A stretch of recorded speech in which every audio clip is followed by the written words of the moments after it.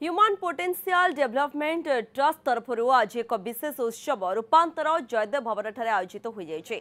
विभिन्न अनाथाश्रम आदिवासी hostel school तथा बस्ती अंचल जो छात्र छात्री और युवक युवती मान बिना शुल्क ट्रस्ट पक्षर तालीम दि जाउथला सेमाने उत्सव में जोग देथिले।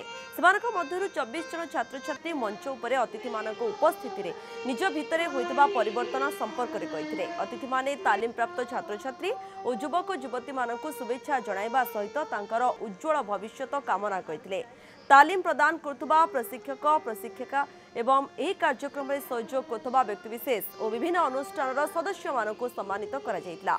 वर्तमान सुधा भुवनेश्वर विभिन्न बस्तीर प्राय 1800 छात्र छात्री को ट्रस्ट पक्षर दि जाइछि तालीम।